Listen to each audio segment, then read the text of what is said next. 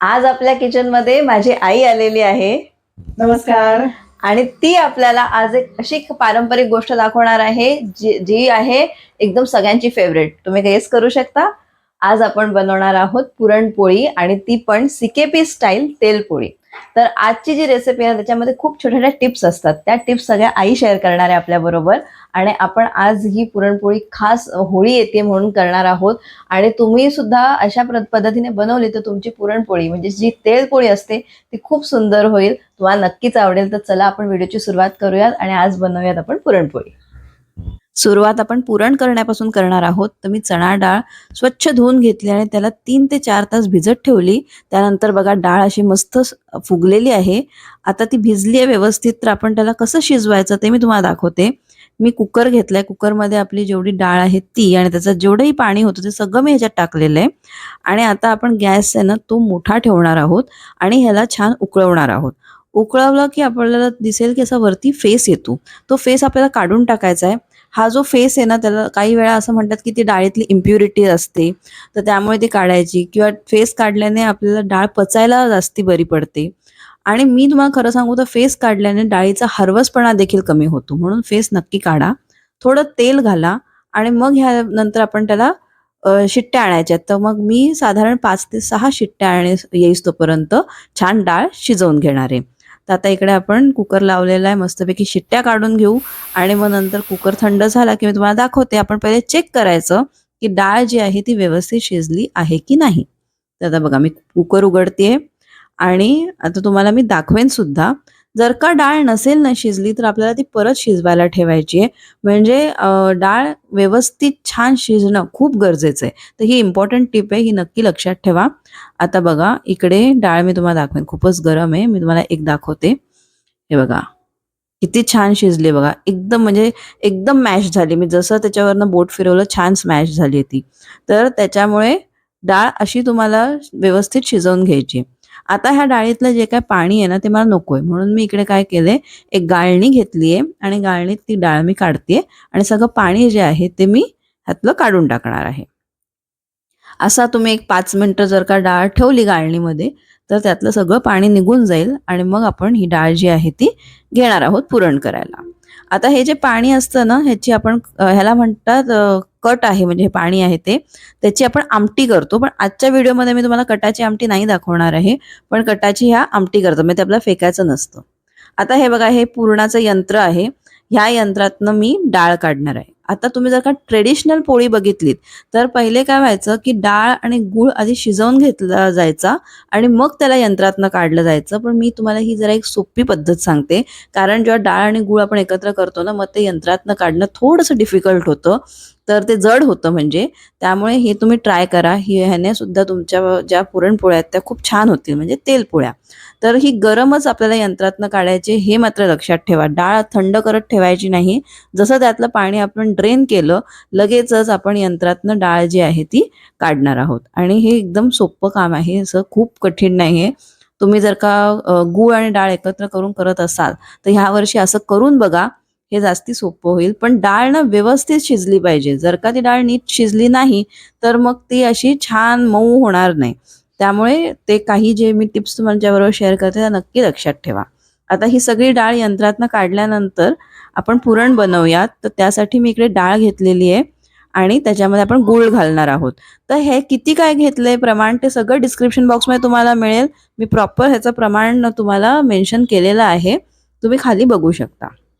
आता ह्यामध्ये मी गूळ घातला. अगदी थोडंसं आपल्याला मीठ घालायचं आहे त्याच्यामध्ये आणि ह्या पुरणाला आपण एकदम मंद आचेवर करणार आहोत. म्हणजे आपल्याला हे जे परतायचं आहे ना ते एकदम मंद आचेवर करायचं आहे. तर तुम्हाला जर का असं वाटत असेल की थोडासा मीडियम गॅस ठेवायचा आहे, खूपच बारीक आहे, तर तुम्ही करू शकता. पण ते तुम्हाला जरा गॅस जो आहे तो ॲडजस्ट करायला लागेल. आणि पुरण करताना हे आपण जे घाटतोय ना पुरण ते सतत करायचं. त्यामुळे असं नाही की एका गॅसवर पुरण करायला ठेवलं आणि दुसऱ्या गॅसवर काहीतरी दुसरं करते असं नाही. हे बघा हे पातळ झालं. पातळ झाल्यानंतर असं ते उडायला लागतं. त्यामुळे आपल्याला हात सांभाळायचा आहे. तुम्हाला असं जर का वाटत असेल तर तुम्ही जो कालथा किंवा चमचा जे काय घ्याल त्याला तुम्ही असं फडकं बांधून घेऊ शकता. म्हणजे तुमच्या हातावर हे उडणार नाही. आणि गॅस ना एकदम बारीक ठेवा म्हणजे पटकन ते फार उडणार नाही. गॅस मोठा केला ते खूपच फटाफट उडायला लागतं आणि मग सगळं हातावर येतं. त्यामुळे पुरण करताना ह्या 2-4 गोष्टींचं जरा आपल्याला लक्ष ठेवायचंय. आता बघा पुरण आपलं छान घट्ट घट्ट होत चाललंय, पण ते झालंय हे असं आपल्याला कधी कळेल? तर त्यासाठी आईने काही टिप्स शेअर केल्यात ज्या मी तुम्हाला पुढे सांगणार आहे. तर आता हे बघा, हे अजून पुरण झालं नाहीये, हे मऊ आहे. तर आता मी ह्याला बरंच परतलंय, पण आता एक्झॅक्टली आपण कधी गॅस बंद करायचा आणि कधी पुरण आपलं झालंय हे मी तुम्हाला सांगते. तर बघा आता आई करतेय आणि आईने एकदम व्यवस्थित त्याला छान असं म्हणजे परतलं ना, तर बघा पुरण आता सुटतंय. म्हणजे तुम्हाला दिसतंय कढईतनं आपलं पुरण जे आहे ते आता सुटतंय. म्हणजे ते कढई सोडायला लागलंय. म्हणजे छान आपलं पुरण तयार झालंय. आता आपण बघणार आहोत अजून एक टेस्ट. ती दुसरी टेस्ट काय आहे ती पण मी तुम्हाला दाखवते. हे बघा आपला कालथा कसा उभा राहिला. म्हणजे पुरण आपलं व्यवस्थित झालंय. आणि अजून एक टेस्ट मी तुम्हाला दाखवणार आहे. थोडंसं पुरण काढून इकडे पळीत ठेवलेलं. आता बघा थंड केलंय ते थोडं. आता आईने ते असं हातावर त्याला जेव्हा रोल केलं तेव्हा ते चिटकत नाहीये. व्यवस्थित छान तयार झालं बघा. म्हणजे आपल्याला गॅस बंद करायला काहीच हरकत नाही. आपलं पुरण एकदम परफेक्ट झालंय. ते थंड झालं की आपण त्याच्या पोळ्या करणार आहोत. पण त्याआधी आपण त्याच्यामध्ये वेलची जायफळ घालणार आहोत. तर मी अर्धा चमचा वेलची जायफळ असं मिक्स घातलेलं आहे. काही लोकांना पुरणपोळीमध्ये जायफळ जास्त आवडतं, ते तुमच्या हिशोबाने तुम्ही घालू शकता. आणि हे बघा छान मिक्स झालंय. आता हे आपलं पुरण जे आहे ते तयार आहे. आता मी जे आज तुम्हाला तेल पोळी दाखवते ना, तर त्या तेल पोळीसाठी आपल्याला कसं त्याचं कव्हरिंग बनवायचं आहे ते मी तुम्हाला दाखवते. तर ह्याच्यामध्ये आपण मैदा आणि कणिक असं दोन्ही गोष्टी वापरणार आहोत आणि ह्याला आपल्याला तेलात ठेवायचं असतं. कसं ते मी तुम्हाला पुढे दाखवते. तर मी चाळून घेतलेलं आहे इकडे मैदा आणि कणिक आणि मग त्याच्यानंतर त्याच्यामध्ये आपल्याला थोडंसं मीठ घालायचंय आणि तेल घालायचंय. तर तेल साधारण 1.5 टेबलस्पून वगैरे तुम्ही 1.5 ते 2 टेबलस्पून तुम्ही इकडे तेल वापरू शकता. आणि जेव्हा आपण कणिक भिजवतो म्हणजे मैदा आणि कणकेचं जे कॉम्बिनेशन आहे ते आपण जेव्हा भिजवणार, तेव्हा आपल्याला ते असं सैलसं भिजवायचं. म्हणजे खूप घट्ट, कडक असं करायचं नाही. म्हणजे आपण चपात्यांचं भिजवतो ना, त्याच्यापेक्षा सुद्धा हे सैल असलं पाहिजे, मऊ असलं पाहिजे. आता ह्याच्यामध्ये बघा मी ना थोडासा फूड कलर वापरते. तर हा माझा लेमन येल्लो कलर आहे. आणि तो मी साधारण 2-4 ड्रॉप्स वापरतेय. तर ते तुमच्यावर आहे. हे तुम्हाला स्किप करायचं असेल तुम्ही करू शकता. पण त्याने एक छान रंग येतो म्हणून मी वापरतेय. आता माझा जेव्हा म्हणजे बिझनेस आहे माझा ह्याचा, तर मी जेव्हा बिझनेससाठी करते तेव्हा मला लोकं सांगतात, की त्यांना हळद नको आहे. म्हणून मग मी फूड कलर वापरते. पण काही ठिकाणी ट्रेडिशनली ह्याच्यामध्ये हळदसुद्धा वापरतात. आम्ही नाही वापरत घरी. पण थोडासा रंग घातला आपण पिवळा, की ती पोळी छान दिसते. आता हे तुमच्यावर आहे, ऑप्शनल असतं. तुम्हाला जर का पिवळा रंग वापरायचा आहे तुम्ही वापरा. नसेल वापरायचा तर तुम्ही स्किप करू शकता. काहीच हरकत नाहीये. त्याने काही आपल्या पोळीला वेगळा फार फरक नाही पडणार आहे. आता बघा मी किती त्याला एकदम छान मऊ असं भिजवून घेतलेलं आहे. आता ह्यानंतर मेन इम्पॉर्टंट काय आहे, की हे जे आपण मळलेलं आहे, त्याला अजून भरपूर मळायचं. म्हणजे आपण मळण्यामध्ये जर का काही शॉर्टकट केला ना, तर आपल्या पुरणपोळ्या म्हणजे तेलपोळ्या छान होत नाहीत. आता आपण ते कसं मळायचं? तर मळायचं आणि त्याच्यामध्ये 1-1 चमचा तेल घालत राहायचं. तेल घालून त्याच्यामध्ये तेल जिरवत जायचं आणि मळत जायचं. म्हणजे त्याने पुरणपोळी एकदम मस्त होते. तर हे थोडंसं फिजिकल वर्क आहे. पण मी तुम्हाला सजेस्ट करेन, की हे असंच करा. कारण ही मेहनत तर लागतेच. आपल्या ज्या पारंपरिक गोष्टी असतात ना, त्याला जरा मेहनत लागते, पण त्या उत्कृष्ट लागतात. त्यामुळे मी तुम्हाला हे सांगेन, की असंच ही पद्धत तुम्ही वापरा, की आपण 1-1 चमचा तेल घालतोय. टेबलस्पून आहे हां माझा तो. 1-1 चमचा तेल घालून छान त्याला मळले. तर मी ह्या एवढ्या कणकेमध्ये ना जवळ-जवळ एक 7-8 टेबलस्पून तरी तेल असं घालून ते जिरवले आणि बघा मी किती व्यवस्थित त्याला मळते आणि हे बघा कसं सॉफ्ट आणि छान आपली ही कणिक आणि जो मैदा आहे त्याचं कॉम्बिनेशनमध्ये आपण किती मस्तपैकी हे बघा बनवलंय. तर आपली कणिक जी आहे ती आणि मैदा व्यवस्थित मी छान त्याला मळून घेतलेलं आहे आणि तेलामध्ये असं मी ठेवलंय. आता एक खूप इम्पॉर्टंट गोष्ट, की तेल वापरताना ट्रेडिशनली शेंगदाण्याचं तेल वापरलं जायचं. त्यामुळे मी आज शेंगदाण्याचंच वापरलंय आणि मी सजेस्ट सुद्धा करेन तुम्हाला, की शेंगदाण्याच्या तेलात तुम्ही करा ही पोळी छान लागेल. तर आता ह्याला आपण असंच ठेवून देणार आहोत. निदान 2 ते 2.5 तास तसंच ठेवायचं आणि मग आता त्यानंतर पोळ्या. तर आम्ही 2 तासानंतर पोळ्या करायला घेतलेल्या आहेत. आता हे आपलं पुरण पण थंड झालेलं आहे आणि त्या पुरणाची आई अशी गोळे करून घेतेय. तर तुम्ही पण करू शकता. आता एवढं जे मी तुम्हाला प्रमाण सगळं देतेय, जे तुम्हाला डिस्क्रिप्शन बॉक्समध्ये मिळणार आहे, त्याच्यामध्ये आपल्या 7 ते 8 तेलपोळ्या होतील. तुम्ही किती साईजची पोळी करता त्याच्यावर आहे. जर का तुम्ही नवीन असाल ना, म्हणजे अगदी आता नवीन ट्राय करताय, तर मी सजेस्ट करेन छोट्या-छोट्या करा, काही हरकत नाही. ह्याच्याहून अर्ध्या साईजच्या तुम्ही पोळ्या करा, पण मग तुम्हाला हात बसला की तुम्ही त्याची साईज वाढवा. आता बघा हे आपले पीठ जे आहे ते पण मस्त मळलेलं असं छान आहे आणि एकदम मऊ झालेलं आहे. तर त्याला आपण असं थोडंसं मळून घेऊयात आणि मग पोळ्या करूयात.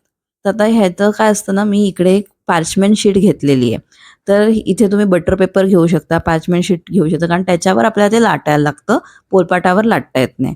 ट्रेडिशनली ह्याच्यासाठी एक पत्रा मिळायचा पोळ्या करायचा. तो माझ्याकडे नाहीये आणि बऱ्याच लोकांकडे नसतो, म्हणून मी तुम्हाला हे ऑप्शन दाखवते, की खाली पोलपाट ठेवलंय, त्याच्यावर पार्चमेंट शीट किंवा बटर पेपर जो तुम्हाला पाहिजे तो तुम्ही वापरू शकता आणि मग त्याच्यानंतर तुम्ही त्याच्यावर लाटा. पण त्या पार्चमेंट शीटला सुद्धा आपल्याला तेल लावून घ्यायचंय. बटर पेपर तुम्ही ठेवलात ते तुम्हाला त्याला तेल लावून घ्यायचंय. आणि मग असं बघा, आता हा घेतला गोळा आणि मग त्याच्यामध्ये आपण घेणार आहोत एक पुरणाचा गोळा. तर आपलं जे कव्हरिंग असतं ना, नेहमी तो गोळा छोटा असायला हवा आणि पुरण आहे ना, तर पुरणाचा गोळा नेहमी मोठा असायला हवा. आणि बघा आई कशी त्याला बंद करते, एका हाताने दाबते आणि दुसऱ्या हाताने त्याला वर वर खेचून त्याला बंद करते. असं आपल्याला तो गोळा छान बंद करून घ्यायचा आणि तो आपला झाला उंडा तयार. म्हणजे आता ह्याची आपण मस्तपैकी पोळी लाटणार आहोत. आता पोळी लाटणं हे पण थोडंसं स्किलचं काम आहे. तर तुम्ही पहिल्यांदा करत असाल तर थोडं छोटं-छोटं करा, म्हणजे तुम्हाला जमेल. आणि मी तुम्हाला सांगेन की जरी तुम्ही असं पहिले कधी केल्या असतील ना तेलपोळ्या, तरी पहिली पोळी छोटी करा. म्हणजे त्याने आपल्याला ना एक अंदाज येतो, सगळा आपला हात बसतो आणि मग मोठ्या-मोठ्या पोळ्या करा. मग तुमच्या छान होतील बघा. आणि आता बघा आईने त्याला कसं थोडंसं थापून घेतलं, आपण भाकरी थापतो तसं थापून घेतलं थोडं आणि मग आता ती त्याला लाटणार आहे. आणि तुम्ही बघाल की लाटल्यानंतर किती छान मस्त आपली पोळी तयार होईल. आणि तेल घालून आईने मस्त त्याला लाटले. म्हणजे ह्या तेल पोळ्या का म्हणतात, तर बघा किती तेल आपण त्याला वापरलं आणि तेलावरच असते ही पोळी. ह्या पोळीमध्ये लाटताना किंवा कधीच आपण सुकं पीठ वापरत नाही. पीठ पोळी वेगळी असते, तेल पोळी वेगळी असते. पीठ पोळीमध्ये आपण ह्या पोळ्या ज्या आहेत त्या पिठावर लाटतो. तेल पोळीमध्ये आपण ह्यांना तेलावरच लाटतो आणि थोड्या पातळ लाटतो. अशा ट्रेडिशनली ही जी पोळी सिकेपी तेल पोळी असते ती थोडी पातळ असते, फार जाड नसते. आणि अगदी आपलं पुरण जे आहे ना, ते अगदी शेवटपर्यंत छान पसरलं पाहिजे. आणि तुम्हाला दिसतंय पुरण तुम्ही वरनं पण बघताय, म्हणजे आपला जो वरचा कव्हरिंग मला लेअर असतो तो एकदम पातळ असला पाहिजे. तो फार जाड असला तर मग त्यात काहीच मजा नाही. म्हणून छान आपण जेव्हा खाऊ ना पोळी, तेव्हा पुरण भरपूर आलं पाहिजे. आणि तुम्हाला अजून एक मी इम्पॉर्टंट टिप सांगते, की जर का तुमचं असं झालं की एखाद्या साईडला पुरण नाही आलंय तेवढं, तर असं त्याला कट करून काढून टाकायचं. म्हणजे एंडपर्यंत आपल्याला पुरण व्यवस्थित पाहिजे. तुम्ही सुरीने कट करू शकता. आता इकडे आम्ही आज पिझ्झा कटरचा हे घेतले, मदतीने आम्ही ते कट केले. ते पण इझी पडतं, पिझ्झा कटरने पण तुम्ही कट करू शकता. आणि तुम्ही बघाल आईने किती छान आणि मोठी एकदम पोळी लाटलेली आहे. आणि आता ही जी आहे ती कशी भाजायची ते पण मी तुम्हाला दाखवते, कारण सगळ्याच गोष्टी खूप इम्पॉर्टंट असतात. ह्यावर आईने आता तेल घातलंय आणि आता ती तव्यावर टाकेल. तर तव्यावर कशी टाकेल ते बघा आणि आपण त्याला कसं भाजणार आहोत तेही मी दाखवते. हे बघा, आता असं टाकलं की लगेचच त्याला काढून घ्यायचं. आता सगळं चिटकेल तव्याला, म्हणून लगेच असं काढायचं. हे बघा, पहिले थोडंसं काढलं की त्यानंतर बाकीचे जे आहे ते व्यवस्थित निघतं. आता ह्याला आपण इकडे वरती सुद्धा परत तेल घालणार आहोत. तेल घातल्यानंतर आपल्याला थोडं 1-2 मिनिटं इकडे होऊ द्यायची. जी पहिली साईड आपण टाकली आहे ना, ती जरा 2 मिनिटं होऊ द्यायची आणि मगच उलटायची. जर का तुम्ही उलटण्याची घाई केली तर ती तुम्हाला म्हणजे तुमच्या त्या ह्याला कालथ्याला चिकटणार. त्यामुळे पहिले थोडंसं जरा थांबायचं. ती झाली असेल ना मगच तुम्ही हे बघा, ही झालेली होती ना, म्हणून तुमची व्यवस्थित ती अशी उलटली जाते. जर का ती खालून कच्ची असेल तर ती व्यवस्थित उलटली जाणार नाही. ह्या साईडला सुद्धा तेल लावायचं, ते छान स्प्रेड करायचं. आणि आता जी दुसरी आपण उलटलेली बाजू आहे तिला सुद्धा व्यवस्थित तव्यावर आपल्याला खरपूस होईस्तोपर्यंत भाजून घ्यायची आहे. म्हणजे हे पण खूप इम्पॉर्टंट आहे, की पोळी ना छान खरपूस भाजायची. ती अशी अर्धवट नाही भाजली पाहिजे, कच्ची नाही राहिली पाहिजे आणि खूप काळी पण नाही करायची. आता बघा, हे बघा ब्राऊन कलर छान आलाय. आता ह्याला कसं फोल्ड करायचं ते पण इम्पॉर्टंट आहे. मी तुम्हाला ट्रेडिशनल सांगते मेथड. पीठ पोळी अशी नाही फोल्ड करत, पण तेल पोळी अशीच करत. सिकेपी तेलपोळीची हीच आपली पद्धत आहे. तर आता ह्याला मी सगळीकडनं असं मार्क केलं आणि मग ह्याची घडी केली म्हणजे तुम्हाला नंतर एंडला ट्रायंगल सारखी ती पोळी रेक्टँगल सारखी ती पोळी दिसणार आहे. तर बघा तुम्ही कशी दिसते. हे बघा असं सगळीकडनं मी त्याला छान फोल्ड केलं. मध्ये आपण एक लाईन करून घ्यायची. त्या लाईनमधनं आता पोळी जी आहे ती आपल्याला कशी फोल्ड करायची ते मी दाखवते. एक चमचा घ्यायचा आणि थोडंसं त्याची हेल्प घ्यायची आणि हे बघा म्हणजे अशी आपली छान सिकेपी तेलपोळी तयार झालेली आहे. तुम्ही ह्यावेळेस नक्की करा आणि केलं तर मला कमेंट्स करून नक्की सांगा की तुमची पोळी कशी झाली. असेच व्हिडिओ घेऊन मी तुम्हाला नेक्स्ट व्हिडिओमध्ये भेटते.